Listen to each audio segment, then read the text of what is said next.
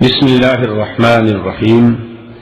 منہج corporation Jeddah برائے production و ڈسٹریبیوشن آپ حضرات کی خدمت میں قصص الانبیاء کا مبارک سلسلہ پیش کرنے کی سعادت حاصل کر رہا ہے۔ اب آپ اس مبارک سلسلے کا چوتھا حلقہ سماعت فرمائیں۔ لیکن اس کو مستعمل طریقہ استعمال سے، کثرت استعمال سے، کیونکہ یہ بازاری عربی ہے نا، عربی فصحا جو ہے اس کا تو کوئی مقابلہ نہیں ہے، وہ تو قرآن کی لغت ہے۔ لیکن ایک لغت وہ ہوتی ہے کہ جو بازاری کہلاتی ہے، کہ ہر وقت استعمال ہونے والی، تو اس میں ان الفاظ کا استعمال ہو جاتا ہے، القباد اور اسی طرح شکشوکا، اور حالانکہ کیا شکشوکا سے کیا تعلق ہے بھی لغت عربی سے، کوئی سوال ہی پیدا نہیں ہوتا۔ یہ چاہے تو انگلش کو بھی اب نیشنل اور اس کو ناشی اور نال کر دیں گے تو عربی ہو جائے گا، ٹویٹا کو تویو تار لکھ دیں گے تو عربی بن جائے گا۔ ان کی مرضی ہے، انگریزی پر بھی کرتے ہیں، جرمنی پر بھی کرتے ہیں، مرضی ہے، دو کرے لوگ ہیں۔ اسی لیے کسی نے پوچھا تھا نا کہ شیر کو دیکھا ایک شہزادی نے، تو بادشاہ سے پوچھا اپنے والد سے کہ ابا جان یہ بچہ دیتا ہے یا انڈا؟ اس نے کہا زور والا جانور ہے، جو مرضی ہے دے دے، اس کی تو مرضی ہے جو چاہے۔ اچھا، ویسے بھی اللہ نے لغت عرب میں، یہ بات میں نے مذاق میں نہیں کہی، اصل میں اللہ کی رحمت ہوتی ہے کہ بعض اوقات مزاح جو ہے نا، مزاح بھی علمی ہوتے ہیں۔ تو عرب کی زبان میں، لغت میں اللہ نے اتنی طاقت رکھی ہے کہ شام کے لفظ آئے، حبشہ کے لفظ آئے، لیکن جب عربوں نے اس کو استعمال کیا تو عربا، وہ عربی ہو گیا۔ یعنی عرب زبان میں اتنی قوت ہے، اتنی طاقت ہے کہ بہت سارے لفظ جو ہیں، مثلا میڈیا، یہ حبشے کا لفظ تھا، اصل میں میڈیا کہتے ہیں چھری کو جسے آپ کاٹتے ہیں۔ اچھا، اسی طرح کئی لفظ آئے تھے باہر سے، اور لیکن جب وہ عربوں نے استعمال کیے تو اس کو اہل لغت کہتے ہیں کہ لفظ تو اجمی تھا لیکن عربا، عربی بن گیا۔ عربوں نے استعمال کیا تو خلاص اجمیت ختم ہو گیا، وہ عربی ہو، کہ اس لغت میں زور ہے، اس میں طاقت، اور کیوں نہ طاقت ہو، اللہ کا کلام عربی میں ہے، حضور پاک عربی ہیں، اور مرنے کے بعد تو برزخ سے ہی عربی شروع ہو جائے گی، من ربک ما دینک ما تقول فی اتحاد الرجل عربی، سب عربی بولیں گے، اب چاہے نہ بولو وہاں ٹنڈے سے بولنی پڑے گی۔ اور جنت میں بھی عربی ہوگی، وہاں تو آپ کی انگریزی شنگریزی چلے گی نہیں، یعنی ورڈ آرڈر تو انشاءاللہ یہیں جلدی بہت اپنی مر جائیں گے، وہاں تو پھر وہی ایک ہی آرڈر چلنا ہے، اسی کا حکم و اطلاع۔ تو اب جناب یہ ارم بھی کہلاتے تھے اور عاد بھی کہلاتے تھے۔ اچھا، ارم کے بارے میں ایک بڑا تاریخی لطیفہ مشہور ہے، وہ کہتی ہیں کہ ارم جو ہے ایک ایسا شہر تھا جو جس کی دیواریں سونے چاندی کی تھیں، اور جس میں یہ تھا، اور وہ یعنی مدینۃ متنقلۃ، کہ وہ کہتے ہیں کہ ارم جو ہے وہ ایک ایسا شہر تھا کہ 10 سال تو ادھر ہے، 10 سال کے بعد جاؤ تو کسی دوسری جگہ چلا جاتا تھا، لیکن یہ جھوٹی روایات، اصل میں اس کی حقیقت ایسا کہا کیوں گیا، یوں سمجھیں وجہ کیا ہے، کیونکہ کوئی جھوٹ نہیں بنتا، اس کا کچھ نہ کچھ تو ہوتا ہے۔ یہ الگ بات ہے کہ ہمیں ایک پل مل جائے تو ہم کباب کو بنا دیں، لیکن پہلے پل تو آخر ملے گا، کچھ نہ کچھ تو ملے گا۔ اس کی وجہ یہ تھی کہ قرآن خود کہتا ہے نا کہ یہ لوگ جو تھے، کہ ارم جو تھے، یہ ذات العماد، یہ خیموں میں رہنے والے تھے۔ اچھا، اور دوسری جگہ قرآن کہتا ہے کہ ان کے بڑے بڑے محل تھے، اور یہ میں نے آپ کو عرض کیا نا، بڑی ترقی یافتہ قوم تھی، سڑکیں، شوارے، اور اس کے بعد جناب مصانع، اور پھر جناب پانی کے سپلائی کے انتظامات، کہ محل جو ہے پہاڑ پر ہے اور نیچے سے پانی ٹھیک اوپر پہنچ رہا ہے۔ اللہ تبارک و تعالی نے قرآن میں باقاعدہ ذکر کیا ہے کہ تم ایسے ایسے مصانع بنا رہے ہو لعلکم تخلدون، کہ تم سمجھتے ہو کہ ہم ہمیشہ دنیا میں رہیں گے، اسی لیے تم کی چیزیں بنا رہے ہو۔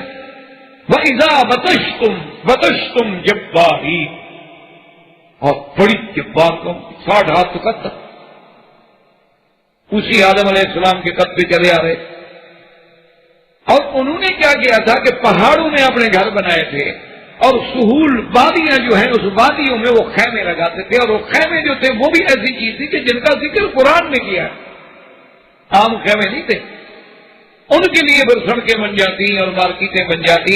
یہی وجہ ہوتی تھی کہ جب باہر کے قبائل آتے وہ دیکھتے کہ یار یہاں پہ شہر آباد ہے.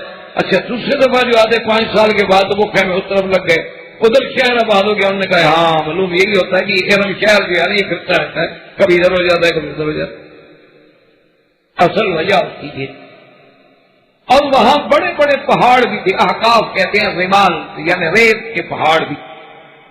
اور قوم جو ہے اتنی ہزارہ کے بعد, اتنی تمدن کے بعد اور خوبصورتی اور قوت میں, جس کو اللہ نے قرآن میں کہا ہے کہ وَاذْكُرُوا إِذْ جَعَلَكُمْ خُلَفَاءَ مِن بَعْدِ قَوْمِ نُوحٍ وَزَادَكُمْ فِي الْخَلْقِ بَسْطَةً.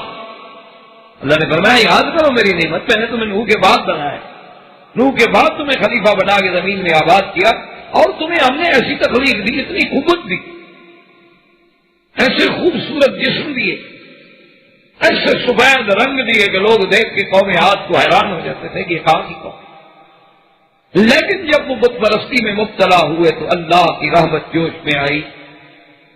جب قومیں گمراہی کے غار میں گر جاتی ہیں, جب ظلمات شرک میں قومیں ڈوب جاتی ہیں, تو پھر اللہ کی رحمت بھی جوش میں آتی ہے.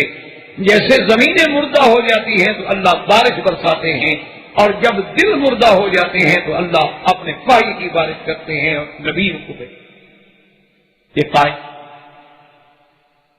کیونکہ زمینوں کی آبادی کا تعلق پانی کے ساتھ ہے, اور دلوں کی آبادی کا تعلق جو ہے وہ ایمان اور اللہ کے پائی.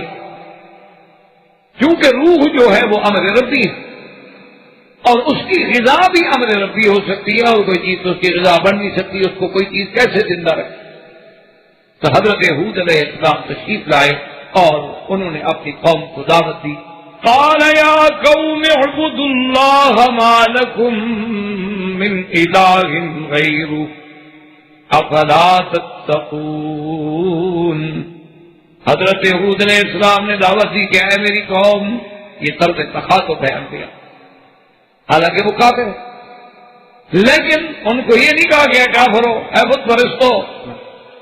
اس میں دعوت انبیاء کا ایک اسلوب ہے کہ جب دعوت دیں آپ تو موعظہ اور حکمت کے ساتھ دعوت دیں, تاکہ دوسرے کو, اگر آپ نے پہلے ہی کہہ دیا کہ کافروں میری بات سنو, کیا مطلب میری بات کیوں سنے, حالانکہ اللہ کے نبی ہیں, پیغمبر, لیکن کیسے کہیں کہ قال یا قوم اعبدوا اللہ, اے قوم اللہ کی عبادت, ما لکم من الہ غیرہ, جس کے سوا کوئی معبود برحق نہیں.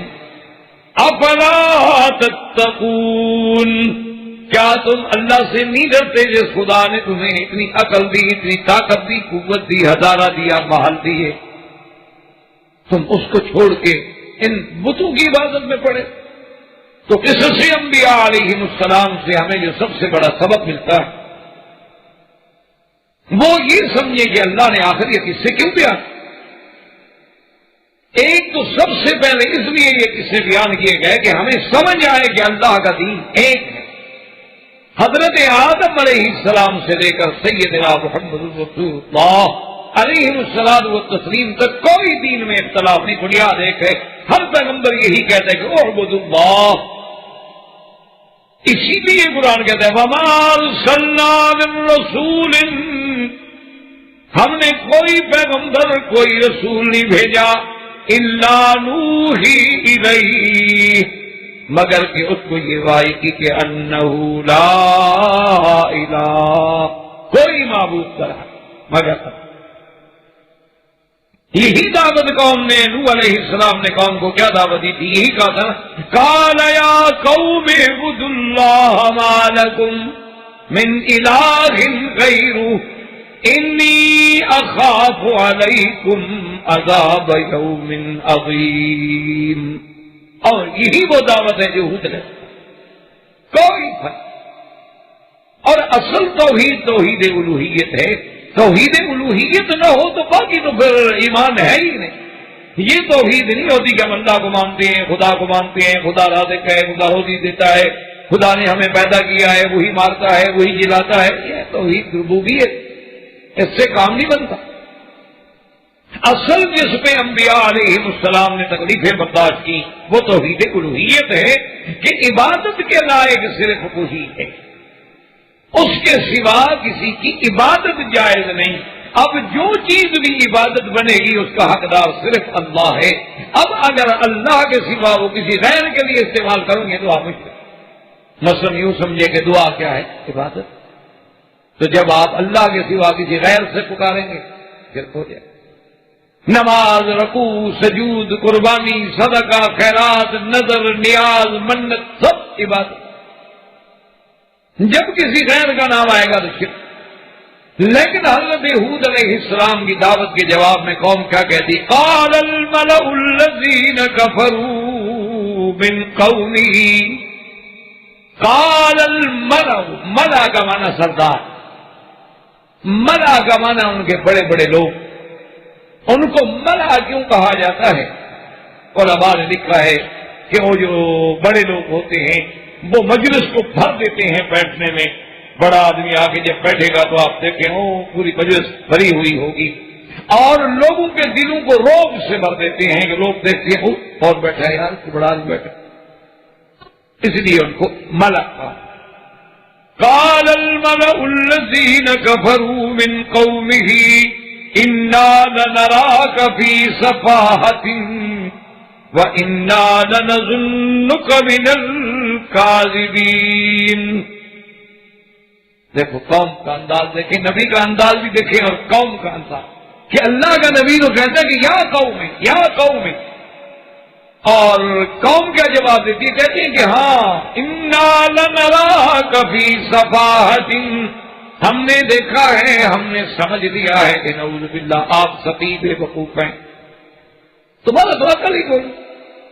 اسی اور دیکھو یاد رکھو، اللہ کے قرآن کی توجہ کر کے دیکھیں کہ بالکل عین یہی قوم جو نوح علیہ السلام کی قوم نے کیا کہا تھا، انہوں نے بھی یہی کہا تھا کہ قال الملأ من قومه انا لنراك في ضلال مبين۔ نوح علیہ السلام کو بھی قوم نے یہی کہا تھا کہ ہم سمجھتے ہیں کہ تم خود گمراہی خودی میں پڑے ہوئے ہو۔ اور نوح علیہ السلام کو جو کچھ قوم کہہ رہی ہے وہی قوم جو ہے وہ کہہ رہی ہے حضرت ہود نے۔ اور پھر آپ اندازہ کریں ہزاروں سال گزر گئے، جب اللہ کے نبی سیدنا محمد رسول اللہ صلی اللہ علیہ وسلم نے قوم کو دعوت دی ایمان لانے کی، تو قوم نے کیا جواب دیا؟ لفظ بھی وہی، وَإِذَا قِيلَ لَهُمْ آمِنُوا كَمَا آمَنَ النَّاسُ قالوا أنؤمن كما آمن السفهاء ألا إنهم هم السفهاء ولكن لا يعلمون۔ انہوں نے بھی بالکل وہی بات کی جب کہا گیا کہ ایمان لے آؤ، جیسے صحابہ ایمان لائے، کہا گیا عجیب بات ہے، اللہ کے نبی آپ ہمیں دعوت دیتے ہیں کہ من جیسے بلال کی طرح ایمان لے ہیں، صہیب کی طرح ایمان لے ہیں، زید کی طرح ایمان لے ہیں۔ نعوذ باللہ تو بے وقوف لوگ ہیں، مال کھانے کے لیے آپ کے ساتھ ملے ہوئے ہیں، نہ آپ کے پاس دولت ہے، نہ پیسہ ہے، نہ قوت ہے، نہ طاقت ہے، سرداروں کو چھوڑ کے بھاگ کے یتیم مکہ کے پیچھے چلے گئے، تو عقل کی بات ہے تو پاگل ہے۔ یہی بات قوم ہود کہہ رہی ہے، جی آپ کا تو عقل ہی کوئی نہیں، ہم ان کو چھوڑ دیں خداؤں کو، ہمارا باپ دادا یہی کام کرتا تھا، ہم جب سے پیدا ہوئے ہیں ہم دیکھ رہے ہیں کہ ہمارے باپ دادا کی یہی عادات تھے، انہی بتوں کے آگے آگے سجدے کرتے تھے، انہی سے منتیں مانتے تھے، انہی سے مشکل کے وقت میں پکارتے تھے، ان کے چرنوں میں آ کے قربانی کے جانور ذبح کرتے تھے، ہم ان کو چھوڑ کے ایک خدا کو ماننے بڑی عجیب بے وقوفی والی بات ہے، بھلا ایک خدا اکیلا سارے کام کر سکتا ہے؟ حالانکہ یہ حالت کی حد ہے بھئی، اگر نعوذ باللہ ایک نہیں کر سکتا عربوں کے کام تو بس 3 بندے جو ہیں وہ بھی تو عرب کی آبادی جو ہے وہ 3 بھی تو کافی نہیں۔ اچھا چلو 360 کا تو جو 360 آدمی جو ہے 20 کروڑ 50 کروڑ ایک عرب انسانوں کی آبادی کا کام کیسے کرنے کا؟ ایک جہالت تھی، ایک تعصب تھا، عصبیت تھی دماغوں میں چڑی ہوئی تھی بات کہ جی ہمارا باپ دادا یہ کرتا تھا اس کو ہم چھوڑ دیں۔ آج بھی آپ دیکھ لیں کہ جو جاہل قبر کی سجدے میں، قبروں کی عبادت میں، قبروں سے منتیں ماننے میں، قبروں پہ چڑھاوے چڑھانے میں، قبروں پہ جا کے سجدے کرنے میں لگے ہوئے ہیں، ان کے پاس کوئی دلیل تو کوئی نہیں ہے کہ جی ہمارا باپ دادا کرتا ہے، کوئی یہ آج کی بات تو نہیں ہے، یہ تو پرانا چلا آ رہا۔ اچھا اب دیکھیں اللہ کے پیغمبر کا صبر دیکھیں کہ اللہ کے نبی ناراض نہیں ہوئے، بلکہ جواب میں صرف یہی کہا کہ قال یا قوم لیس بی سفاہۃ ولکنی رسول من رب العالمین۔ کیا بیوقوفی کا، میں بیوقوف ہوں؟ میں تمہیں جہنم سے نکالنا چاہتا ہوں، میں تمہیں بندوں کی اور بتوں کی عبادت سے نکال کے اس وحدہ لا شریک کے دروازے پہ لانا چاہتا ہوں، اور میں تمہارا خیر خواہ ہوں، تمہیں نصیحت کرنا چاہتا ہوں، تمہیں ہدایت کرنا چاہتا ہوں، تمہاری بہتری کے لیے تمہیں بلانا چاہتا ہوں۔ اور پھر تم اللہ کی نعمتوں کو یاد کرو، اللہ نے تمہیں اتنا بڑی طاقت دی ہے، صحت دی ہے، دولت دی ہے، اللہ نے تمہیں سمجھ دی ہے، ان سب چیزوں کا شکر یہ ہے کہ خدا کو چھوڑ کے غیروں کی عبادت کرو۔ اب جناب یہ ہے کہ انہوں نے جب حضرت نوح علیہ السلام، حضرت ہود علیہ السلام نے بار بار دعوت دی، تبلیغ کی، لیکن قوم جو تھی وہ اپنے کفر و شرک پہ اڑی رہی، اور حتیٰ کہ اتنی بات پہ نعوذ باللہ آ گئے کہ جب حضرت ہود علیہ السلام نے ڈرایا کہ بھی تم اللہ کا اگر عبادت نہیں کرو گے، شرک کرو گے، تو ہو سکتا ہے اللہ تمہارے اوپر بھی عذاب نازل کر دے جیسے قوم نوح پہ عذاب آئے، تو قوم ڈرنے کے بجائے کیا کہتی ہے؟ قالوا اجئتنا لنعبد اللہ وحدہ ونذر ما كان يعبد آباؤنا۔ کہتے ہیں کہ ہود علیہ السلام یعنی تم یہی چاہتے ہو کہ ہم ایک اللہ کی عبادت کریں اور اپنے باپ دادے کے سارے طریقے چھوڑ دیں؟ یعنی اس کا مطلب ہے کہ ہم پاگل ہیں، ہمارے باپ دادا بھی پاگل تھے، ہم ان کو چھوڑ دیں۔ اچھا آپ اگر ہماری بات جو ہے آپ کو اچھی تو فَأْتِنَا بِمَا تَعِدُنَا إِن كُنتَ مِنَ الصَّادِقِينَ۔ اللہ کے پیغمبر کو کہنے لگے الٹا، نعوذ باللہ ثم نعوذ باللہ، کہنے لگے اچھا تمہارے پاس جو اللہ کا عذاب ہے لے آؤ، کیا ڈراتے ہو ہمیں روز؟ اب پیغمبر نصیحت کر رہا ہے اور قوم آخری حد پہ پہنچ، یعنی انکار کی بھی کوئی حد ہوتی۔ اس لیے اللہ کے قرآن نے کئی مقامات پر اس واقعے کو ذکر فرمایا ہے کہ پھر قوم عاد پہ عذاب کیا آیا۔ اللہ تبارک و تعالی نے ہوا، اسی کو قرآن نے دوسرے مقام میں فرمایا وَأَمَّا عَادٌ فَأُهْلِكُوا بِرِيحٍ صَرْصَرٍ عَاتِيَةٍ سَخَّرَهَا عَلَيْهِمْ 7 لَيَالٍ وَثَمَانِيَةَ أَيَّامٍ حُسُومًا فَتَرَى الْقَوْمَ فِيهَا صَرْعَىٰ كَأَنَّهُمْ أَعْجَازُ نَخْلٍ خَاوِيَةٍ فَهَلْ تَرَىٰ لَهُم مِّن بَاقِيَةٍ۔ اور دوسرے مقام پہ قرآن فرماتا ہے اِنَّا أَرْسَلْنَا عَلَيْهِمْ رِيحًا صَرْصَرًا فِي يَوْمٍ نَحْسٍ مُسْتَمِرٍ۔ اللہ نے فرمایا کہ پھر ہم نے ہوا، اور دوسرے مقام پہ اللہ تبارک و تعالیٰ نے قرآن مقدس کے کئی مقامات سے ذکر فرمایا ہے کہ وہ ہوا جو ہم نے بھیجی تھی وہ ہوا کیسی؟ فرماتی اِنَّا أَرْسَلْنَا عَلَيْهِمْ رِيحًا الْعَقِيمَ، ایسی ہوا کہ جس میں کوئی چیز نہیں پیدا کرنے والی، جیسے حکیم عورت کہتے ہیں جو کچھ بچہ پیدا نہ کرے، یعنی جس سے کوئی پیدا نہ ہو، نقصان ہی نقصان۔ اور وہ صفت ہوا کی کیا تھی؟ فرماتی مَا تَذَرُ مِن شَيْءٍ أَتَتْ عَلَيْهِ إِلَّا جَعَلَتْهُ كَالرَّمِيمِ۔ اور وہ ہوا ایسی سخت تھی کہ جس چیز پہ بھی گزرتی تھی نا اس کو کچل کے توڑ پھوڑ کے بالکل ریت کے ذروں کی طرح بنا دی، ایسی ہوا آئی۔ اور ہوا بھی ایک دن نہیں، 2 دن نہیں، سخر علیہم 7 لیال، 7 راتیں اور 8 دن متواتر ہوا۔ اور پتہ ہے وہ ہوا کیسی تھی؟ اللہ تبارک و تعالیٰ رحمت فرمایا، حضور پاک فرماتے ہیں کہ ہوا کے جو اللہ کے خزانے ہیں موضع الخاتم، جیسے انگوٹھی کا یہ دیکھنا کتنا ہلکا ہے، اللہ نے صرف اتنی ہلکا کھولا ہوا کا، بس یہ نہیں کہ پوری ہوا کھول دی گئی ہو، صرف اتنی فرمایا کہ موضع الخاتم، حضور نے فرمایا اتنی جگہ کھولی گئی ہوا کی۔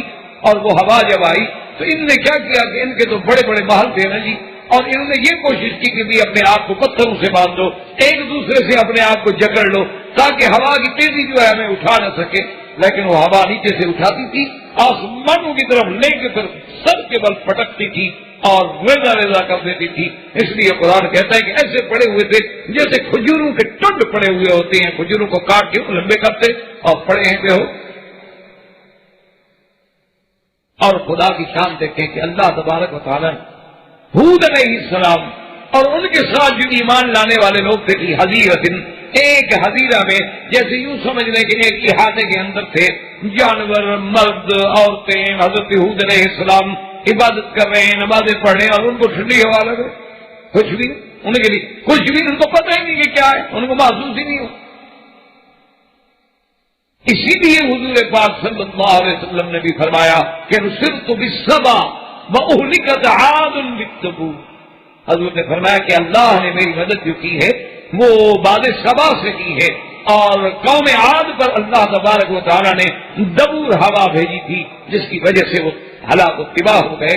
اور یاد رکھیں کہ دراصل حقیقت میں ہوائیں جو ہے وہ 8 قسم کی ہیں، اللہ نے 8 قسم کی ہوائیں پیدا فرمائی ہیں جن میں 4 رحمت کے لیے ہیں اور 4 عذاب۔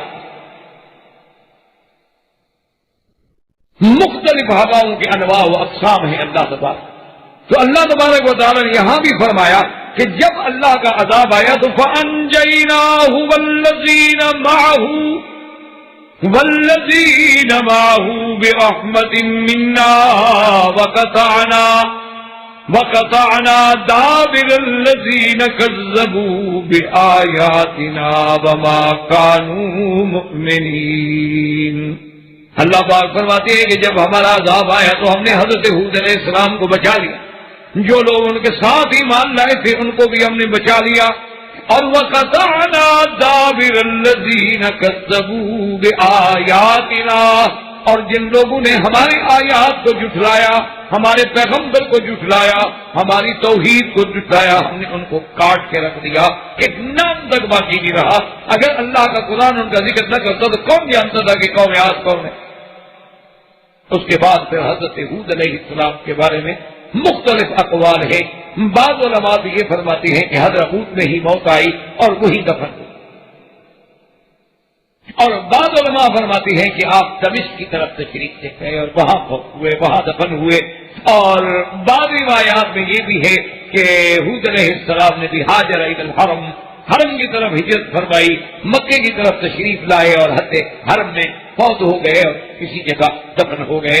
کیونکہ انبیاء علیہ السلام جتنے سابقہ گزرے ہیں ان میں سے بھی اکثر کی تمنا اور خواہش یہ ہوتی تھی کہ بھئی اب آخری زندگی کے ایام ہیں تو مکے مدینے میں گزر جائیں، اس لیے بہت سارے انبیاء کے بارے میں بھی یہ ذکر آیا ہے، لیکن ان کی قبروں کی موقع کی اور موضع کی تعیین جو ہے وہ کسی صحیح روایت میں نہیں ملتی کہ کس جگہ ہے، کیونکہ ہزاروں سال بھی۔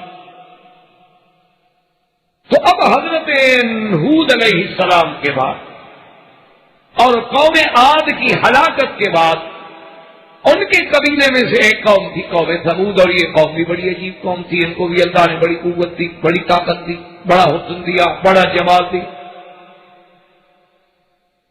اور یہ جن کے بارے میں اللہ تبارک و تعالی نے قرآن پاک میں بڑی تفصیل سے ذکر فرمایا، اور ان کا ذکر بھی تقریباً 26 مقامات۔ اور اسی میں ایک بات یہ بھی یاد رکھیں کہ جب قوم عاد پہ عذاب آیا تھا نا 8 راتیں اور 7 دن، تو بعض روایات میں ہے کہ اس عذاب کی ابتدا جو ہے منگل کے دن ہوئی تھی، اور بعض روایات میں ہے کہ اس کی ابتدا جو ہے وہ بدھ کے دن ہوئی تھی۔ اسی لیے آج تک بعض لوگ جو ہے نا منگل اور بدھ کو منحوس سمجھتے ہیں، کہتے ہیں قرآن میں ایام النحسات، قرآن کہتا ہے کہ فی یوم النحس، تو حالانکہ یاد رکھیں یہ بات غلط، یہ جہالت کی بات ہے۔ آج کل بھی بہت سارے لوگ ہمارے ہاں ضعیف العقیدہ لوگ جو ہیں وہ منگل اور بدھ کو سفر پر نہیں نکلتے، وہ کہتے ہیں منگل اور بدھ کے دن جی ہم نہیں نکلیں گے گھر سے، سفر نہیں کریں گے، یہ منحوس دن ہے، اور اس دن اگر نکلو تو بس سفر میں ہی رہو گے۔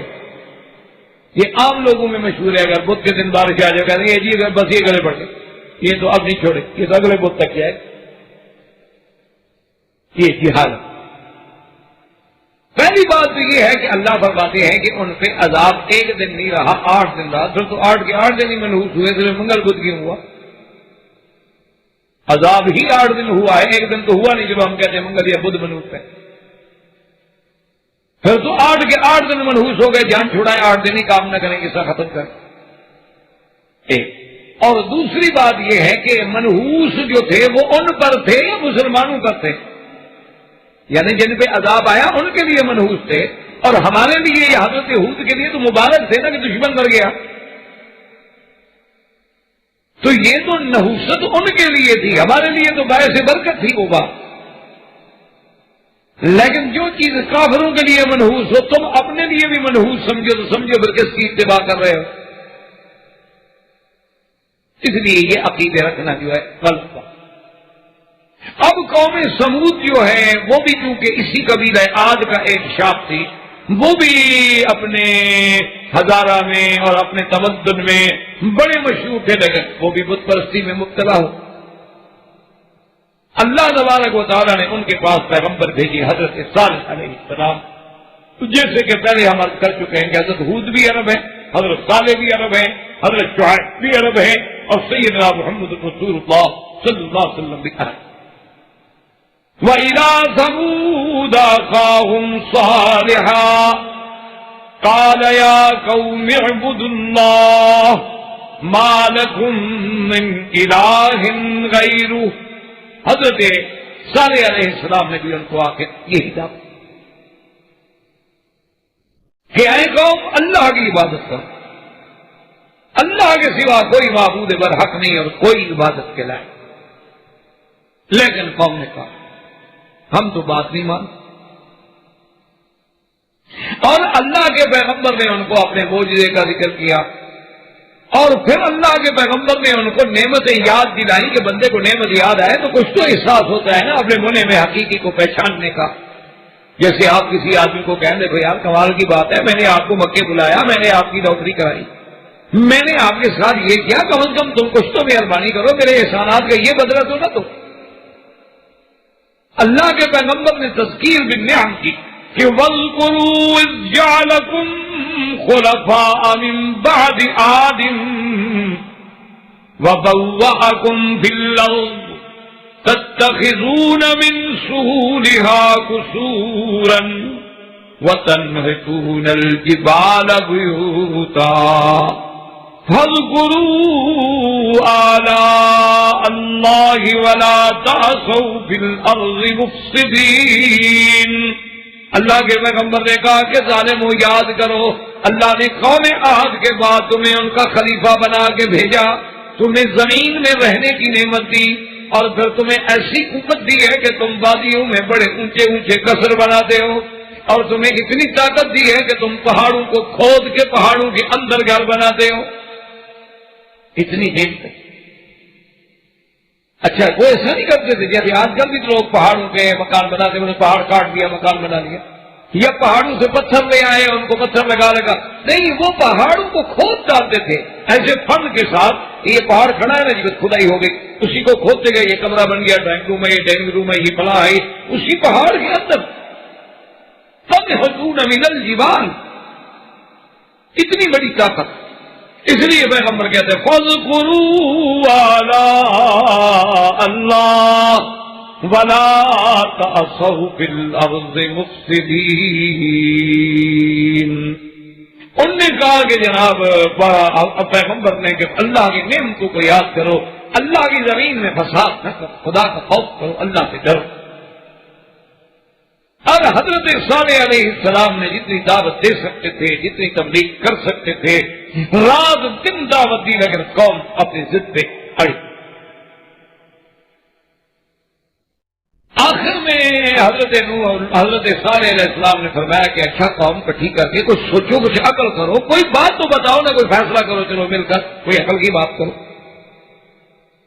تو انہوں نے جناب ایک میٹنگ کی، ساری قوم ان کی اکٹھی ہوئی، بڑے بڑے قبیلے کے سردار اکٹھے ہوئے، انہوں نے کہا کہ بھئی حضرت نوح علیہ السلام سے ہم کوئی نشانی مانگتے ہیں، یہ ہم میں سے ہیں، ہمارے قبیلے میں پیدا ہوئے ہیں، ہماری برادری کا آدمی کہتا ہے میں نبی ہوں۔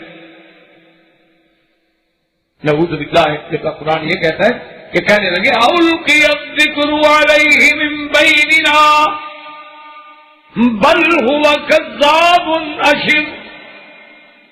نعوذ باللہ. کہنے لگے کہ یہ کیسی بات ہے کہ ہم میں سے ایک آدمی اسی پر ہی اللہ نے وحی بھیجی تھی، ہم اور کسی اور پہ کیوں نہیں بھیجی؟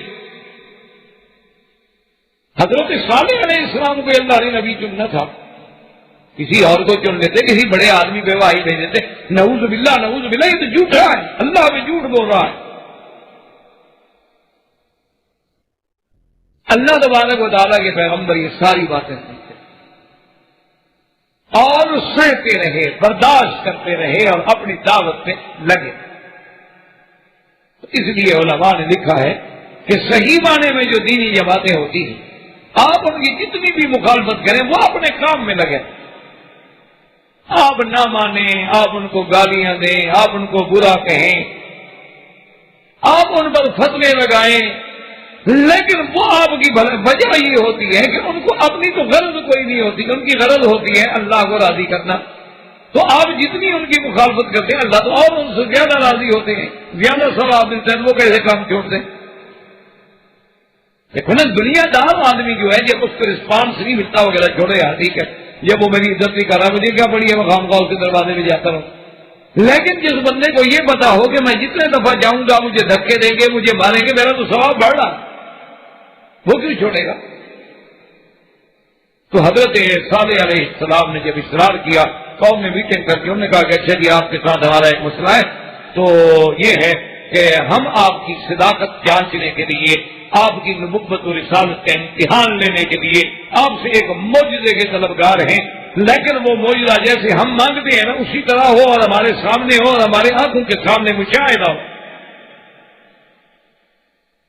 اللہ کے نبی نے فرمایا ٹھیک ہے بتاؤ کہ شاید اس طرح ان کی اصلاح ہو جائے.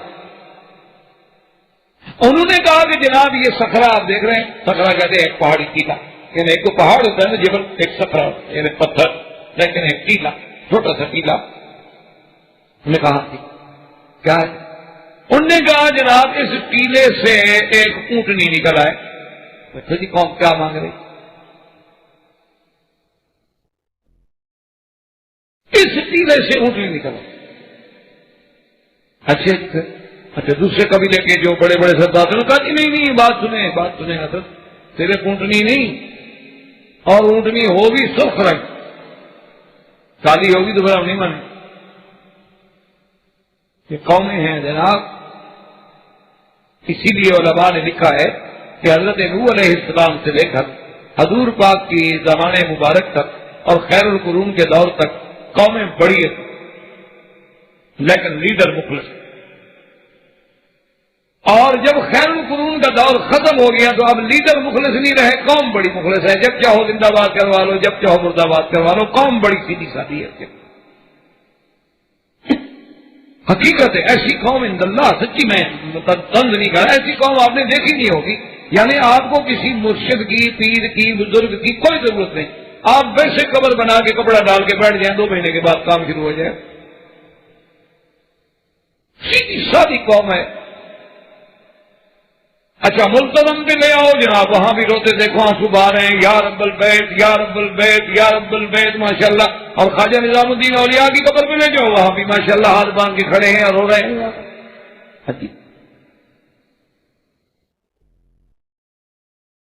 پہلے قومیں اتنی شدید تھی. انہوں نے کہا کہ اس صخرہ سے اونٹنی نکلے، دوسرے نے کہا کہ جناب اونٹنی سرخ ہو، تیسرا قبیلے کا سردار کھڑا کر نے کہا کہ نہیں صرف سرخ بھی نہ ہو، زخمہ بڑی موٹی تاز. اچھا ایک اور قبیلے کا سردار کھڑا ہو گیا، اس نے کہا جناب صرف موٹی تازی نہ ہو بلکہ 10ویں مہینے کی حاملہ ہو، بس بچہ جننے والی ہو، کیونکہ ہم نے دودھ ہی پینا ہے نا، کچھ روڈ نہیں دیکھنی تھوڑی ہے.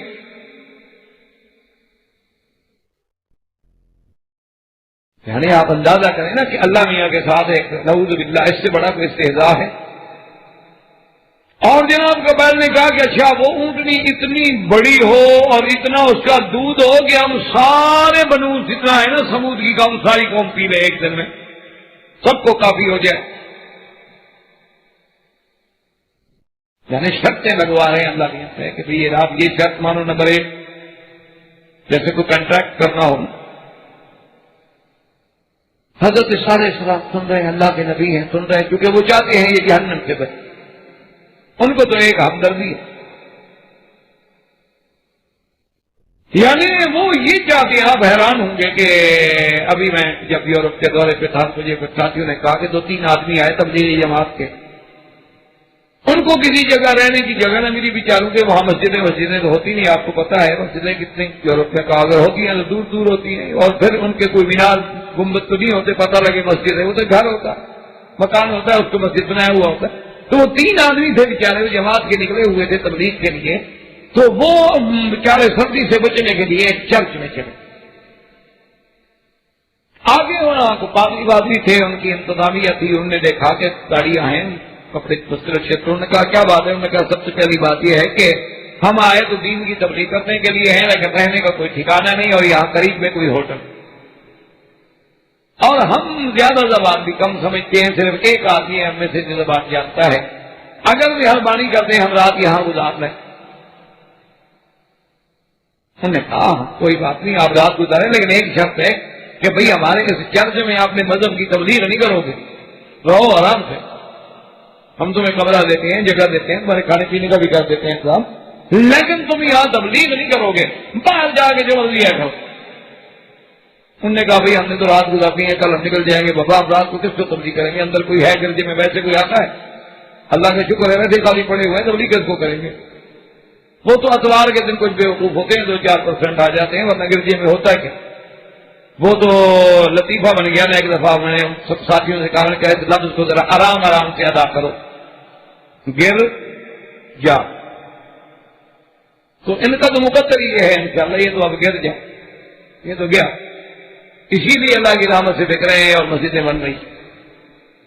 خیر بہرحال جناب وہ ٹھہر گئے، وہ جب آئے تو صبح کو پادری کے پاس گئے، انہوں نے کہا جی آپ کی بہت مہربانی کہ ہم نے بڑی آرام سے رات گزاری، اتنی سردی وہاں اگر کمرہ نہ ہو اور ہیٹنگ کا سسٹم نہ ہو تو بندہ تو مر جائے، فریز ہو جائے۔ انہوں نے کہا جی آپ کی بہت بڑی مہربانی ہے، ہم آپ کے بڑے شکر گزار ہیں۔ اور اس نے کہا بھائی تم نے کتنا دن رہنا ہے اس علاقے میں؟ انہوں نے کہا ہم نے رہنا تو 3 دن ہے۔ انہوں نے کہا 3 دن یہاں رہو،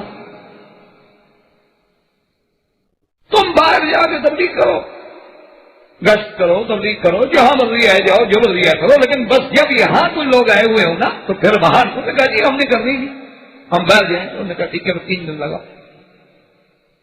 اب جناب وہ پادری کو کچھ یعنی ایک تشویش شروع ہو گئی کہ بھئی میں دیکھوں کرتے کیا ہیں۔ اب جناب وہ آئے، دیکھے رات کو کہ 3 بندے سجدے میں گرے ہوئے ہیں اور رو رہے ہیں بے تحاشا، اور جناب ان کی زبان پہ بار بار پادری کا نام آتا ہے کہ اللہ میاں اس کو جنت بھیج دے، اللہ میاں اس کو جنت دے دے، ہم کو اس میں جگہ دے، اللہ میاں تو بھی تو اس کو جنت میں جگہ دیتے نا، وہ دشمن ہو کے ہمیں جگہ دے رہا ہے، تو مہربان۔ اب اس نے سنا کہ بار بار میرے نام پر لگے ہوئے ہیں، میرے ساتھ ان کو کیا ہو گیا۔ وہ جب صبح کی نماز پڑھ کے بیٹھے تو خیر چلا گیا، اس نے پوچھا کیا بات ہے، کیا کہہ رہے تھے؟ انہوں نے کہا تمہاری ہدایت کے لیے دعائیں مانگ رہے تھے۔ انہوں نے کہا تمہیں میرے ساتھ کیا ہمدردی؟ اس نے کہا انسان ہو، ہمارے بھائی ہو، آدم کی اولاد ہو، ہمدردی کیوں نہیں؟ ہمیں تو ہمدردی ہے۔ انہوں نے کہا اچھا یہاں اور بھی تمہارا کوئی کام ہے؟ اس نے کہا دیکھ لیا تم نے 3 دن، اور کیا کام ہے؟ ہم تو اس لیے نکلے ہوئے ہیں کہ یہ امت جو ہے کسی طرح جہنم سے بچ جائے۔ یقین کرے کہ 3 دن کے بعد وہ پادری مسلمان ہو گئے، اس نے اپنے پورے خاندان کو اسلام کلمہ پڑھوایا۔ تو اللہ تبارک و تعالیٰ کی دعوت میں تو برداشت کرنا پڑتا ہے۔ تو حضرت نوح علیہ السلام نے بھی، حضرت صالح علیہ السلام نے بھی فرمایا کہ ٹھیک ہے کہ آپ نے دعا مانگی، اللہ نے اونٹنی ظاہر، اور حکم ہو گیا کہ ہذہ ناقۃ اللہ، یہ اللہ کی اونٹنی ہے۔ کیوں؟ اونٹنی سے تو پیدا نہیں ہوئی نا، شان کن فیکون سے پیدا ہوئی۔ اور آپ نے فرما دیا کہ اے قوم دیکھو، ہذہ ناقۃ اللہ ولا تمسوها بسوء، خبردار اس کو کچھ کہنا نہیں، چھیڑنا نہیں اس کو۔ اور یہ بھی دیکھ لو کہ رہا شرب ولکم شرب یوم معلوم، ایک دن پانی جو ہے اونٹنی پیے گی اور ایک دن تم پیو گے۔ جب اونٹنی پانی پیے گی تم دودھ پیو گے اونٹنی کا۔ اب جناب جب یہ چند دن چلے اور گزرے تو آپس میں پھر میٹنگ کی، انہوں نے کہا یار یہ تو مسئلہ ہو گیا کہ ہم ایک دن صرف دودھ ہی پیے، پانی پیتے نہیں، اور یار یہ اونٹنی بھی کوئی عذاب ہے، سارا پانی پی جاتی ہے، یار اس کو ختم۔ تو اب انہوں نے میٹنگ کی، وَكَانَ فِي الْمَدِينَةِ تِسْعَةُ رَهْطٍ يُفْسِدُونَ فِي الْأَرْضِ وَلَا يُصْلِحُونَ، انہوں نے میٹنگ کی، اور میٹنگ کرنے کے بعد قدار ابن صادق، اس لیے حضور نے فرمایا اشق الناس، سب سے بڑا بدبخت جو تھا نا وہ خدا،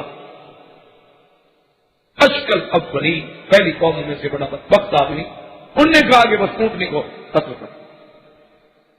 تو قدار نے اپنے ساتھ ساتھیوں کو بھی ملایا اور بیٹھ گئے راستے میں۔ اونٹنی جب گزری فعقروہا، اونٹنی کو زخمی کیا، اس کی کونچے کاٹ ڈالی، پاؤں کے نیچے جو ہڈیاں گری ہیں ان کو کاٹ،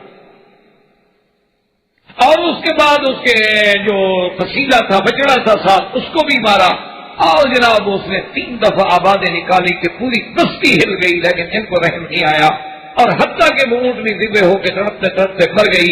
انہوں نے باقاعدہ گوشت کاٹا اور اس کے بعد جناب کوئی چیزیں پکا کے کھانے لگے۔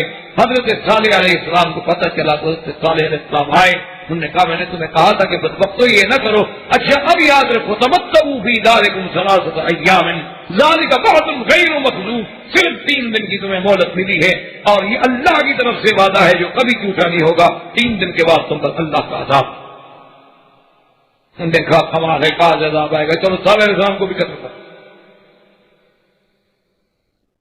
قالوا تقاسموا باللہ، قسمیں اٹھا لی، لنبیتنہ، ہم رات کو جا کے اس کو اور اس کے اہل خاندان کو قتل کر دیں گے، لیکن خدا کی شان ہے جب قتل کرنے کے لیے آئے اللہ نے ایسا روک ڈالا کہ بھاگ گئے۔ اب جب وہ 3 دن کا وعدہ ہوا تو پہلے دن اس پوری قوم کے چہرے جو تھے پیلے، اب کچھ چلنے لگے کہ بھائی پیغمبر نے کہا تو ٹھیک تھا۔ دوسرے دن ان کے چہرے جو تھے سرخ، اور تیسرے دن ان کے چہرے جو تھے وہ سیاہ۔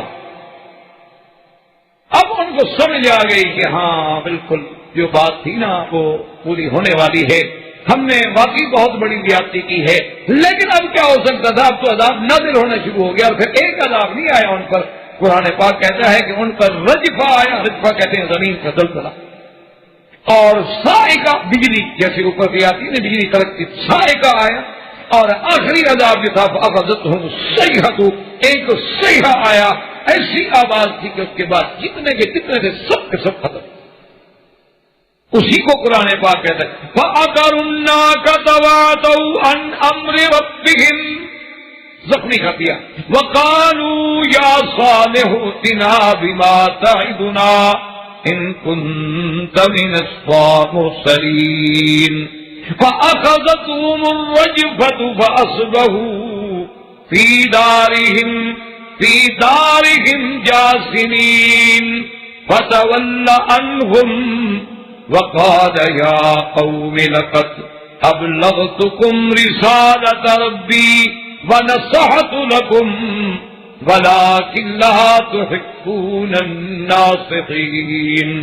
اللہ کے پیغمبر نے جب ان کو ڈرایا، اللہ فرماتے ہیں کہ زلزلے نے پکڑا، اور جب زلزلہ آیا تو گر گئے، اونڈے منہ گر گئے، اٹھنے کی طاقت نہیں، جب گر گئے تو صاعقہ آیا، اور جب صاعقہ ختم ہوا تو صیحہ آیا، 3 عذاب جمع، اور پیغمبر کھڑے ہیں افسوس کر رہے ہیں، اور وہاں سے وہ کہتے ہیں لقد ابلغتکم رسالۃ ربی، ظالمو میں نے تو تم کو اللہ کا پیغام پہنچایا، ونصحت لکم، میں نے تمہیں بار بار نصیحت بھی کی، وَلَٰكِن لَّا تُحِبُّونَ النَّاصِحِينَ، لیکن تم لوگ خیر خواہ نصیحت کرنے والوں کو پسند نہیں کرتے ہو، جس کا انجام یہ نکلا ہے۔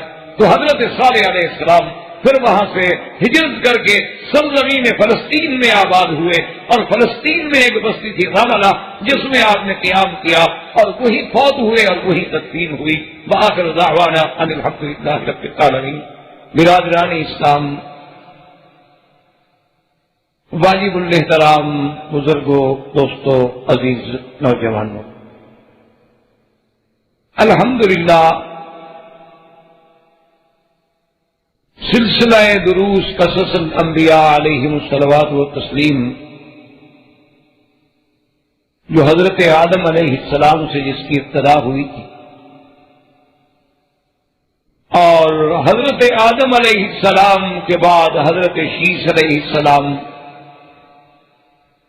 سیدنا ادریس علیہ السلام، سیدنا نوح علیہ السلام، اور اس کے بعد سیدنا ہود علیہ السلام، اور سیدنا ہود علیہ السلام کے بعد سیدنا صالح علیہ السلام، جن کو اللہ تبارک و تعالی نے قوم ثمود کے پاس نبی بنا کے بھیجا، اور جنہوں نے اس معجزہ عظیمہ ناقۃ اللہ کی توہین کی، بے قدری کی، اور پھر اللہ کے عذاب نے ان کو پکڑا۔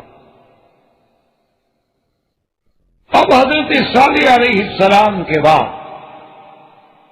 آج ہم اپنے درس میں سیدنا ابراہیم الخلیل علیہ السلام، سیدنا ابراہیم الخلیل علیہ السلام جو ہیں بڑے باعظمت اور اولو العزم اور رفیع الشان پیغمبروں میں ہیں۔ ویسے تو اللہ کا ہر نبی شان والے ہوتے ہیں، لیکن سیدنا ابراہیم علیہ السلام جو ہیں، حتیٰ کہ ان کو ابو الانبیاء کا خطاب ملا کہ اللہ نے ان کی ذریت میں اتنے نبی بھیجے ہیں، یعنی آپ اندازہ فرمائیں کہ صرف بنو اسرائیل میں ہزاروں نبی بھیجے گئے، اور بنو اسرائیل جو ہیں وہ حضرت ابراہیم علیہ السلام کی سلالہ اور نسل سے، کہ حضرت ابراہیم علیہ السلام کی اولاد میں سیدنا اسماعیل ہے، سیدنا اسحاق، سیدنا اسحاق علیہ السلام کی اولاد میں سیدنا یعقوب ہے، جن کا دوسرا نام اسرائیل، اور پھر سیدنا یعقوب کی اولاد میں یوسف علیہ السلام۔ تو اللہ تبارک و تعالی نے یہ شرف جو ہے سیدنا ابراہیم علیہ السلام کو دیا ہے کہ آپ کے بعد، یعنی آپ کی ولادت و بعثت کے بعد جتنے نبی دنیا میں آئے ہیں ان کا تعلق جو ہے وہ سیدنا ابراہیم الخلیل علیہ السلام۔ اسی طرح خاتم الانبیاء سرکار دو عالم سیدنا محمد الرسول اللہ صلی اللہ علیہ وسلم بھی ولد ابراہیم، یعنی کتنی بڑی عظمت ہے کہ سیدنا ابراہیم علیہ السلام کی ذریت میں، سیدنا ابراہیم علیہ السلام کے خاندان میں اللہ نے میرے پاک نبی افضل الانبیاء، امام الانبیاء، خاتم الانبیاء والمرسلین کو بھی مبعوث فرمایا۔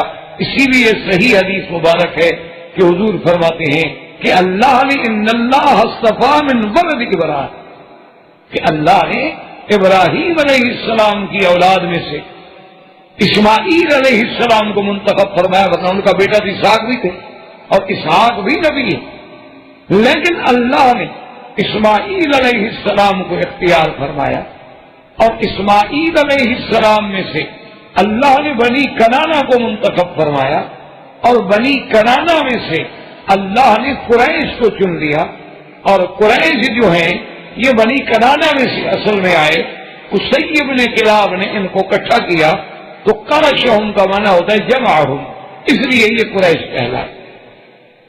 اور پھر حضور نے فرمایا کہ اللہ نے قریش میں سے بنی ہاشم کو چن لیا، اور بنی ہاشم میں سے اللہ نے محمد مصطفیٰ کو صلی اللہ علیہ وسلم۔ تو سیدنا رسول اللہ امام الانبیاء خاتم الانبیاء، آپ کا تعلق بھی سیدنا ابراہیم، اسی سے آپ اندازہ لگائیں کہ سیدنا ابراہیم کا کیا مقام۔ اور اسی طرح اللہ تبارک و تعالی نے سیدنا ابراہیم علیہ السلام واحد پیغمبر ہیں جن کو 1,24,000 نبیوں میں اور رسولوں میں یہ شان ملا ہے کہ امت محمد مصطفیٰ میں قیامت تک ان کا ذکر باقی ہے کہ آج بھی اگر کوئی مسلمان نماز پڑھے گا، چاہے فرض ہو، واجبات ہوں، سنن ہوں، نوافل ہوں، تو وہ جب درود پڑھے گا تو اللہم صلی علی محمد وعلی آل محمد کما صلیت علی ابراہیم وعلی آل ابراہیم فی العالمین انک حمید مجید۔ تو ابراہیم علیہ السلام جو ہیں ان کا ذکر جو ہے وہ امت محمد مصطفیٰ صلی اللہ علیہ وسلم جو ہے وہ بھی قیامت تک کرے گی. یہ شرف بھی ملا ہے تو ابراہیم علیہ السلام کو ملا ہے. اور کسی پیغمبر کا نام آپ نماز میں نہیں لیتے، یا تو حضور کا نام آئے گا یا ابراہیم علیہ السلام کا نام آئے گا. تو یہ شرف بھی صرف سیدنا ابراہیم علیہ السلام کو ملا. اور اسی طرح آپ دیکھیں کہ سیدنا ابراہیم علیہ السلام ان کو اللہ نے اتنا بڑا شرف بخشا ہے کہ وہ اس کعبۃ اللہ کے معمار کہنا، اس کعبۃ اللہ کے بانی کہنا. اور اسی طرح اللہ نے انہیں آسمانوں میں بھی جو کعبہ ہے بیت المعمور اسی کے ساتھ بٹھایا. یعنی سیدنا ابراہیم علیہ السلام جب حضور معراج پہ گئے تو بیت المعمور کے ساتھ دیکھا کہ ایک بڑے خوبصورت بزرگ بیٹھے ہیں، اور حضور نے فرمایا کہ ان کی شکل جو ہے وہ مجھ سے ملتی، یعنی ان کی شکل جو ہے وہ میرے ساتھ مشابہ تھی. تو میں نے جبریل سے پوچھا کہ من ھذا؟ فقال ابوک ابراہیم، یہ آپ کے ابا ابراہیم علیہ السلام ہیں. تو یہ شرف بھی ابراہیم علیہ السلام کو ملا ہے کہ کعبۃ اللہ جو زمین میں ہے اس کا معمار جس کا ذکر قرآن میں ہے، ورنہ کعبہ تو کئی دفعہ بنا. کعبہ کو تو آدم علیہ السلام نے بھی بنایا، کعبۃ اللہ کو فرشتوں نے بھی بنایا، کعبۃ اللہ کو تو کئی لوگوں نے بنایا ہے. جرہم نے بنایا، قریش نے بنایا، حضور صلی اللہ علیہ وسلم بنا میں شریک ہوئے، عبداللہ بن زبیر نے بنایا، حجاج بن یوسف نے بنایا. کعبۃ اللہ پر تقریباً 11 مرتبہ تعمیر کا مرحلے گزرے ہیں، لیکن ان سب کے باوجود کسی کا قرآن نے نام نہیں لیا. قرآن نے صرف ایک نام لیا ہے، وَإِذْ يَرْفَعُ إِبْرَاهِيمُ الْقَوَاعِدَ مِنَ الْبَيْتِ وَإِسْمَاعِيلُ. تو یہ شرف جو ہے یہ بھی صرف سیدنا ابراہیم الخلیل علیہ السلام. اور اسی طرح آپ دیکھ رہے ہیں کہ حج ہے، حالانکہ سارے انبیاء علیہ السلام نے حج فرمایا، لیکن اللہ تبارک و تعالیٰ نے کعبۃ اللہ میں اور مناسک حج میں، یعنی مینا میں، عرفات میں، مزدلفہ میں، آپ جہاں جہاں بھی نظر ڈالیں گے، مکہ میں ہر جگہ سیدنا ابراہیم الخلیل کی یاد تازہ ہوگی کہ اللہ نے مقام ابراہیم، اللہ نے صفا مروہ، اللہ نے رمی جمرات، اللہ نے حج میں قربانی، یہ تمام کا تعلق جو ہے وہ سیدنا ابراہیم الخلیل علیہ السلام سے ہے. کہ جب صحابہ نے پوچھا سرکار دو عالم صلی اللہ علیہ وسلم سے یا رسول اللہ یہ ہم جو قربانی کرتے ہیں، آپ نے فرمایا سنت ابیکم ابراہیم، یہ ابا ابراہیم. تو یہ شرف بھی ابراہیم علیہ السلام. اور یہ شرف بھی ابراہیم علیہ السلام کو ملا کہ آپ نے دعا کی تھی کہ وَاجْعَلْ لِي لِسَانَ صِدْقٍ فِي الْآخِرِينَ، یا اللہ میرا ذکر جو ہے آخرین میں رہے. اللہ نے قیامت تک سیدنا خلیل کا ذکر بھی ساتھ ہے. اور دوسری بات یہ سمجھیں کہ خلیل اللہ کا لقب جو ہے وہ بھی صرف ابراہیم علیہ السلام. کسی بھی پیغمبر کو ذبیح اللہ کہلائے، روح اللہ کہلائے، خلیفۃ اللہ کہلائے، لیکن کلمت اللہ کہلائے، لیکن لفظ خلیل اور لفظ خلت جو ہے اس کا معنی ہوتا ہے کہ کسی کے لیے آپ کا دل محبت سے بھر جائے. تو اب یعنی آپ اندازہ فرمائیں کہ اللہ جب کسی کو خلیل الرحمان بنا دے، معنی یہ ہے کہ اللہ کا دل جو اس کی شان کے مطابق ہوگا وہ سیدنا خلیل سے محبت میں بھرا ہو. تو یہ مقام اور یہ شرف جو ہے وہ بھی صرف سیدنا ابراہیم الخلیل علیہ السلام کو ملا ہے اور کسی پیغمبر کو یہ نہیں. اور اسی طرح علماء نے لکھا ہے کہ ہجرت کرنے کا شرف جو سب سے پہلے انبیاء علیہ الصلاۃ والتسلیم میں ہجرت جو ہے وہ بھی سیدنا ابراہیم الخلیل علیہ السلام نے ابتدا. تو آج الحمدللہ ثم الحمدللہ اللہ تبارک و تعالی نے ہمیں آج کے درس میں سیدنا ابراہیم الخلیل علیہ السلام کے قصہ مبارک کو پڑھنے کا اور سننے کا موقع عطا فرمایا ہے. اور اسی لیے آپ اندازہ کریں اس واقعے کی عظمت کا کہ اللہ نے قرآن میں تقریباً 70 سے زیادہ مقامات سے ذکر فرمایا، اور اللہ نے قرآن میں تقریباً 20 سورتوں سے زیادہ سورتوں میں قصہ ابراہیم علیہ السلام کو ذکر کیا. اور اللہ تبارک و تعالیٰ نے آپ کو اتنی شان بخشی تھی کہ یہودیت جن کو اپنے دین پہ بڑا ناز ہے وہ بھی یہ کہتے تھے کہ ہم ملت ابراہیم پہ، اور نصرانی جن کو اپنے مسیحی دین پہ بڑا ناز ہے وہ بھی کہتے تھے کہ ہم ملت ابراہیم پہ، حتیٰ کہ مشرکین مکہ جو تھے وہ بھی کہتے تھے کہ ہم ملت ابراہیم پہ ہیں۔ یعنی ہر جماعت کو یہ دعویٰ تھا کہ وہ ان کے دعوے غلط تھے، صحیح معنی میں ملت ابراہیم کے وارث جو ہیں وہ سیدنا محمد رسول اللہ صلی اللہ علیہ وسلم ہیں، لیکن دعویٰ سب کرتے تھے۔ اب سب سے پہلے یہ دیکھیں کہ ابراہیم علیہ السلام جو ہے ان کا تعلق جو ہے وہ بھی سام سے، جیسے کہ آپ پڑھ چکے ہیں کہ حضرت نوح علیہ السلام کے 3 بیٹے تھے، حام، سام اور یافت۔ تو سیدنا ابراہیم علیہ السلام جو یہ بھی سامی النسل ہے، یعنی ان کا سلسلہ نسب بھی کہاں ملے گا؟ سام سے، اور سام کے بعد نوح سے، اور نوح علیہ السلام کے بعد آدم علیہ السلام۔ تو حضرت ابراہیم علیہ السلام جو ہے وہ بھی سامی النسل۔ حضرت ابراہیم علیہ السلام کی ولادت کے بارے میں، آپ کی پیدائش کے بارے میں 2 قول ہیں جو ہمیں کتابوں میں ملتے ہیں۔ ایک قول مبارک تو یہ ہے کہ آپ کی پیدائش جو ہے دمشق میں، غوطہ ایک جگہ ہے اس میں، اور دوسرا قول یہ ہے کہ نہیں، آپ کی پیدائش جو ہے بابل میں، جو شمال عراق میں ایک شہر تھا، اس میں آپ کی ولادت ہوئی ہے۔ اور راجح قول یہی، یعنی علماء کے نزدیک راجح قول یہی ہے کہ آپ کی ولادت جو ہے وہ شمال عراق میں بابل نامی ایک شہر میں ہوئی، اور آپ آزر کے گھر میں پیدا۔ اب اس مسئلے میں بھی تھوڑی سی بات سمجھ لیں کہ ابراہیم ابن آدر، اور بعض علماء نے لکھا ہے کہ ابراہیم ابن طارق، اور بعض علماء نے لکھا ہے ابراہیم ابن طارق۔ اصل میں بات یہ ہے کہ یہ سارے قول ٹھیک ہیں، کوئی بھی غلط نہیں۔ وجہ یہ ہے کہ ابراہیم علیہ السلام کے والد کا نام تھا طارق۔ اچھا، بعض آدمی خواہ نہیں بولتے، طارق کہہ دیتے تھے، حالانکہ بات ایک تھی، طارق اور طارق میں بات کچھ نہیں تھی، لیکن بعض آدمی حروف کی ادائیگی میں نقطہ ادا نہیں کرتے۔ جیسے کہ اب آپ نے دیکھا ہے مصری حضرات جو ہیں تو وہ لفظ جیم جہاں آتا ہے تو وہاں وہ گاف استعمال کرتے، حالانکہ گاف ان کی لغت میں بھی نہیں، یعنی گاف جو ہے وہ لغت عرب میں بھی نہیں، لیکن وہ کہیں گے حق کا گمال۔ وجہ کیا ہے کہ تلفظ ہے، لہن ہے ایک لفظ۔ تو بعض علماء نے کہا طارق، بعض علماء نے کہا طارق، یہ دونوں باتیں تھیں۔ اصل میں نام طارق تھا، اور آذر جو ہے وہ لقب۔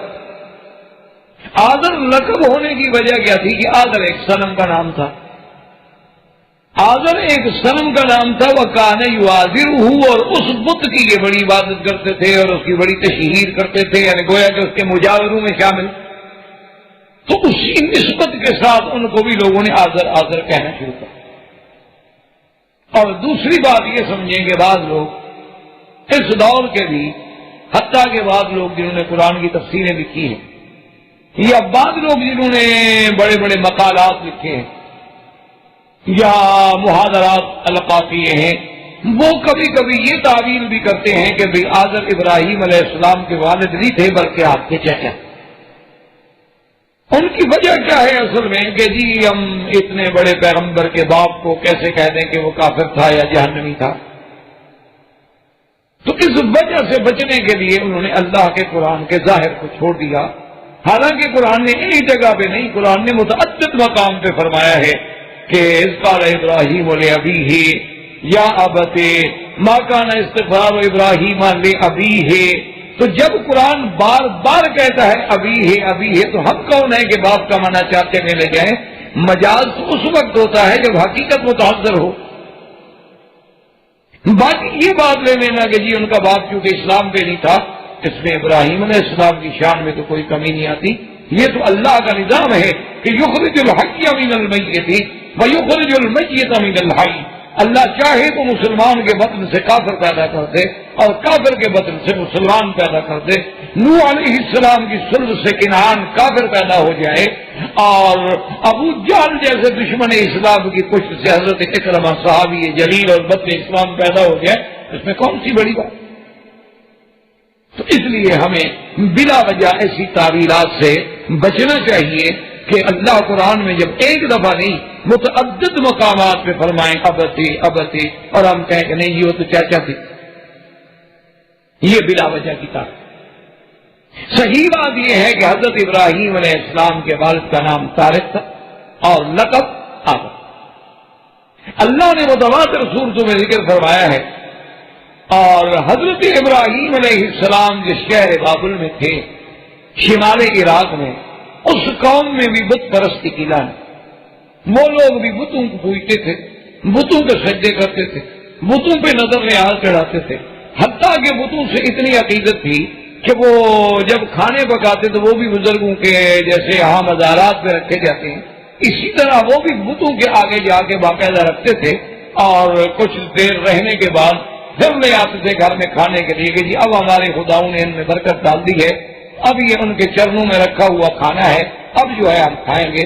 جیسے آج بھی ہندو پرشاد تقسیم کرتا ہے، آج بھی ہمارا جاہل مسلمان جو ہے وہ بھی مزاروں پہ یہی معاملہ کرتا ہے۔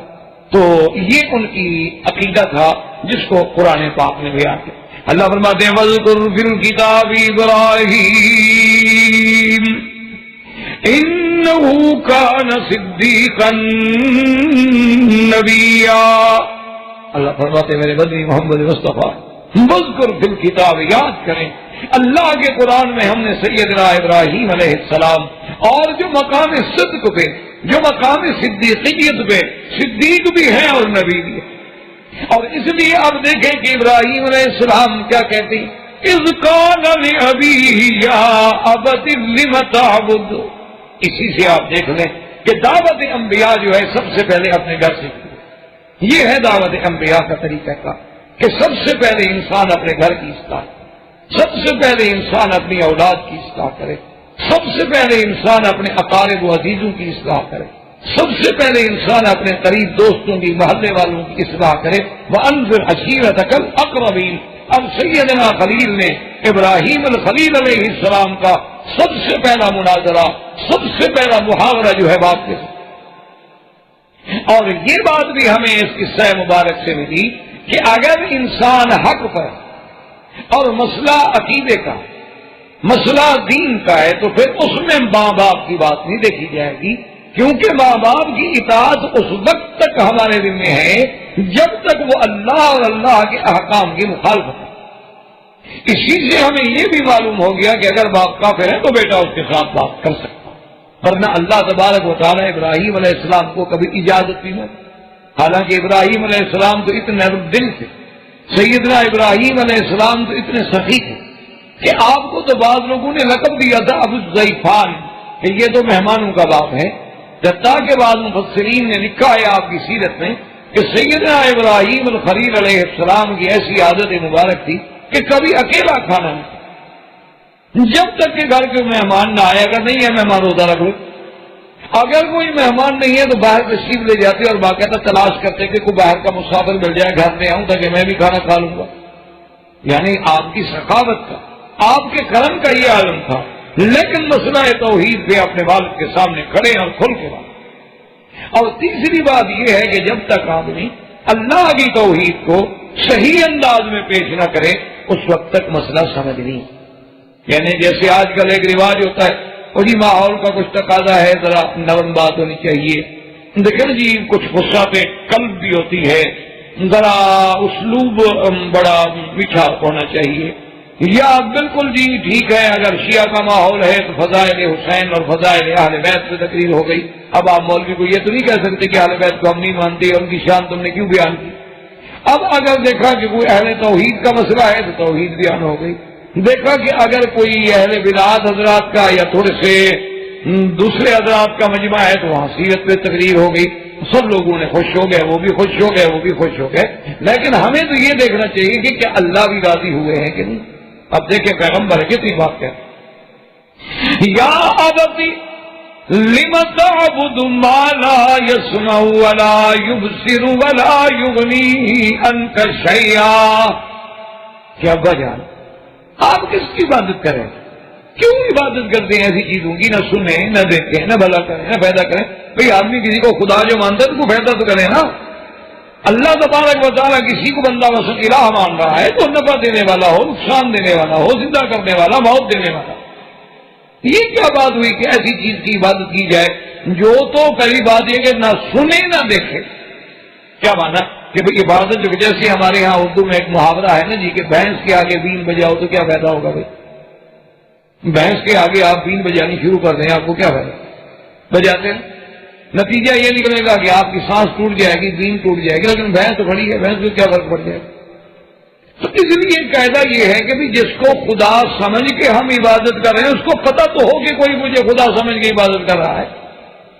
کم از کم وہ جو ہم فریاد کر رہے ہیں کہ جناب ہمیں تکلیف ہے، بیماری ہے، پریشانی ہو، سن تو رہا ہو اور سنے بھی جانے بھی تو پھر کچھ کرنے کے بھی تو قابل ہو. آخر میں وہ یہ کہہ دے کہ جی میں تو خود اللہ کی مخلوق ہوں، محتاج ہوں، میں تو کچھ نہیں کر سکتا، تو پھر کیا فائدہ ہوا اس کو خدا بنانے؟ اس لیے پیغمبر نے یہاں سے بات کی کہ یا ابت لم تعبد ما لا يسمع ولا يبصر ولا يغني عنك شيئا. یا ابت انی قد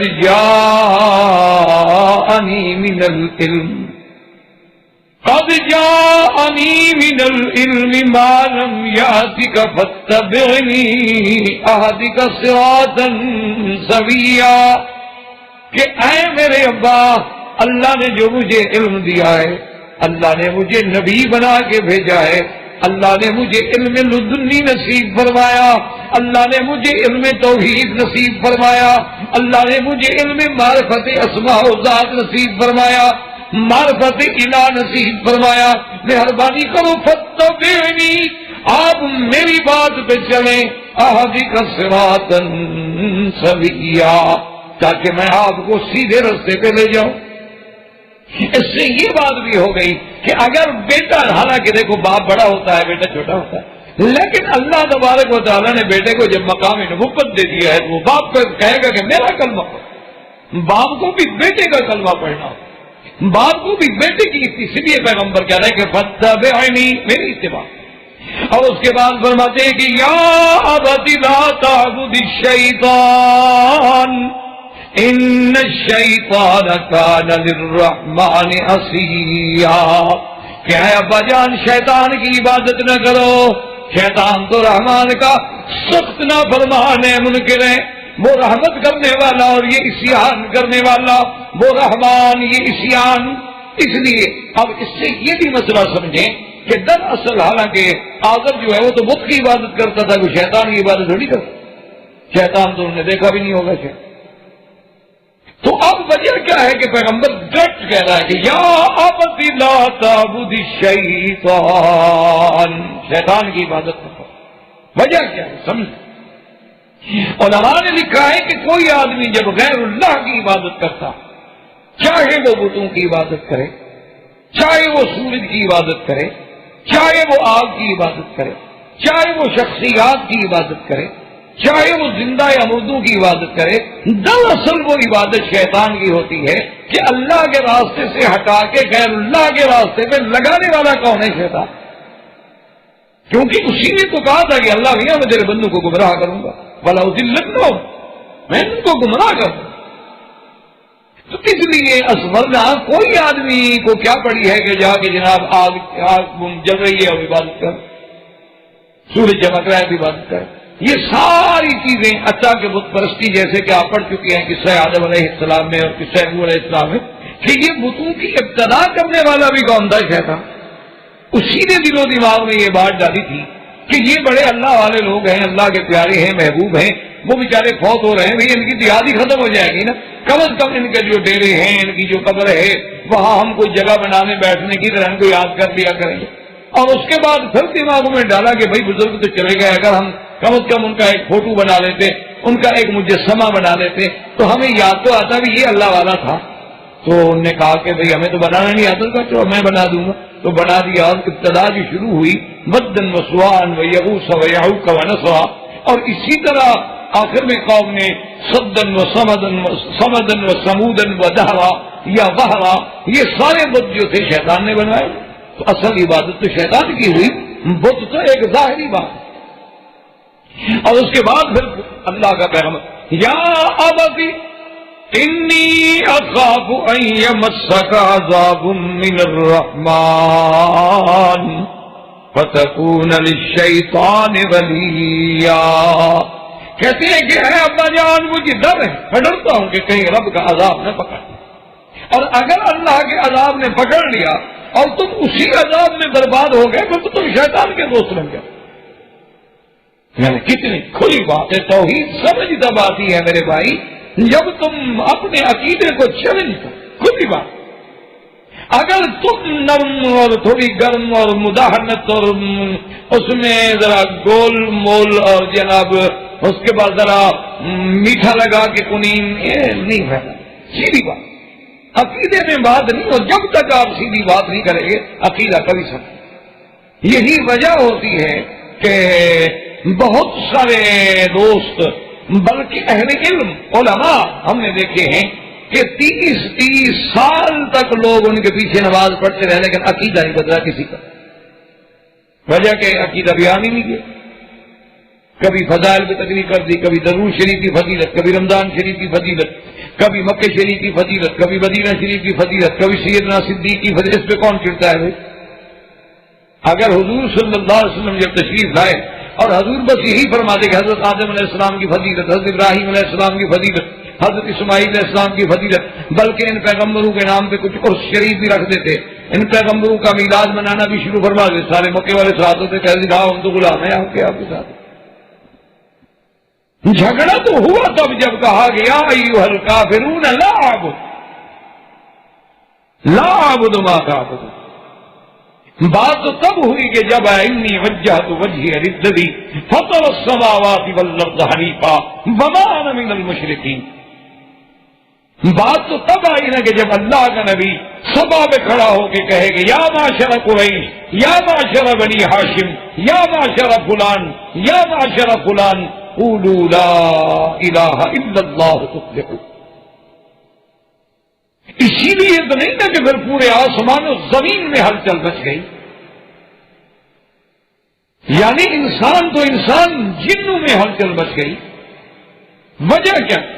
سیدنا عمر رضی اللہ تعالیٰ عنہ فرماتے ہیں کہ میں مقام ابراہیم کے قریب لیٹا ہوا تھا کہ میں نے ایک بت کے اندر سے آواز آتے ہوئے سنی کہ یا نجیح رجل فصیح یقول لا الہ الا اللہ، کہ وہ کسی کو پکار رہا ہے کہ نجیح ایک بندہ پیدا ہوا ہے بڑی فصاحت والا، جو توحید کا نعرہ بلند کر رہا ہے۔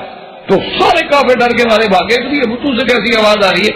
حضرت عمر کہتے ہیں میں نہیں بھاگا، میں نہیں ڈرا، میں نے کہا میں آج بیٹھوں گا، اور بیٹھ کے مجھے اندازہ ہوا بعد میں کہ یہ جن سے آواز دینے والے کہ اللہ کے نبی نے جب نعرہ توحید بلند کیا تو دنیا ہل گئی۔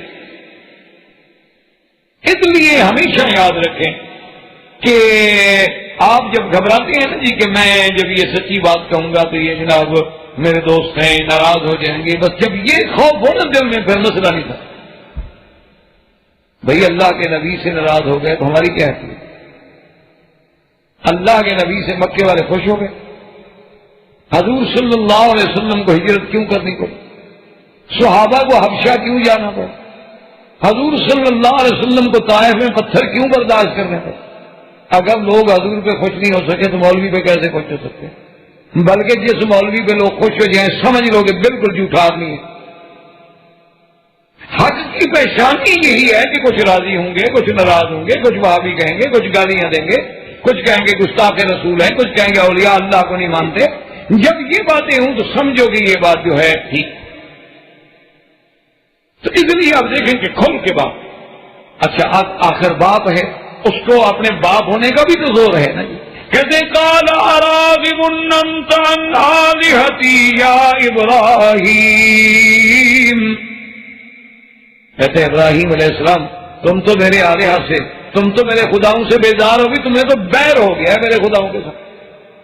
حتیٰ کہ مفسرین نے لکھا ہے کہ ایک دفعہ آزر نے وہ بت بناتے بھی تھے، یعنی سنگ تراش بھی تھے اور بت فروش بھی تھے، ابراہیم علیہ السلام کو بلایا اور کہا کہ بیٹا میری طبیعت ٹھیک نہیں ہے اور یہ بڑا قیمتی میں نے بنایا ہے، اس کو بازار میں جا کے بیچا، خدا بکتا ہے جی۔ جب اللہ عقل چھین لے تو پھر یہی ہوتا ہے کہ جو بکنے والا ہو وہ بھی خدا ہو سکتا ہے بھائی، وہ کیسے خدا ہو سکتا ہے؟ اچھا تمہیں ہمیں آج تک یہ مسئلہ سمجھ آیا ہے کہ بھی مزارات پہ جو مجاور بن کے سجادے بن کے بیٹھے ہیں وہ سارے نظروں پہ گزارا کر رہے ہیں، ان کو اپنے باپ دادا کیوں نہیں اتنی دے دیتے کہ ہم سے نظر لینے کے محتاج ہی نہ رہیں؟ وہ نہیں مانتے اپنے باپ دادا سے 2-2 روپے کے محتاج ہیں کہ ہم جا کے سلام کریں اور نذرانے چڑھائیں،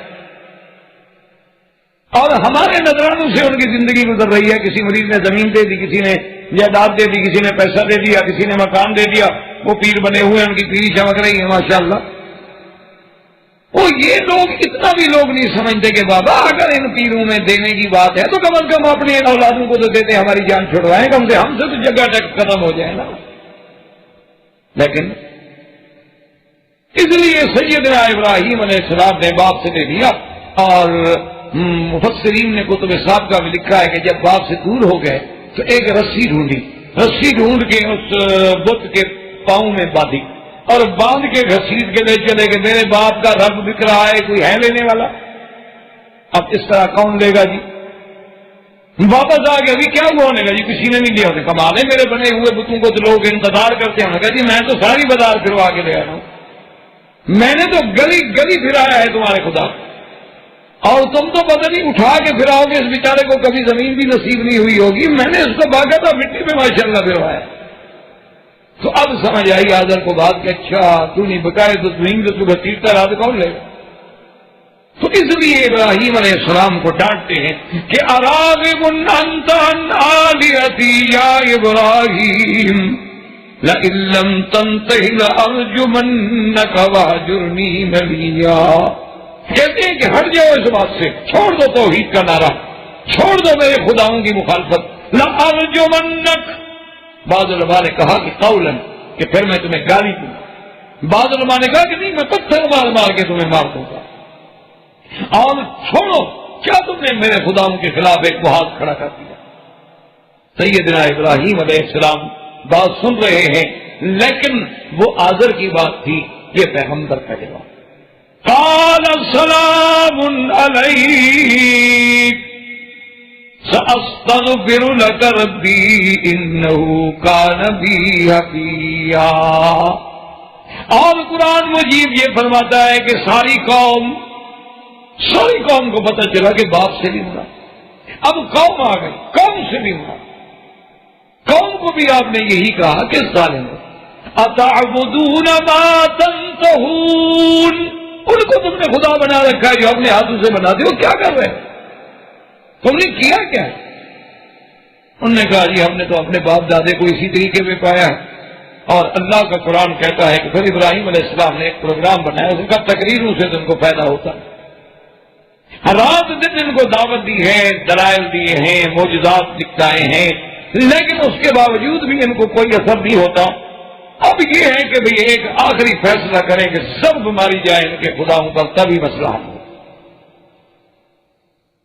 جب قوم کے ساتھ مناظرہ ہوا تو اللہ کا قرآن دوسرے مقام میں فرماتا تاللہ لأکیدن اصنامکم بعد ان تولوا مدبرین۔ حضرت ابراہیم علیہ السلام نے کہا مجھے بھی خدا کی قسم ہے میں بھی تمہارے خداؤں کو سمجھوں گا، میں بھی کوئی ہیلا کروں گا، جب تم نہیں ہوگے نا میں تمہارے ان خداؤں سے بات کروں۔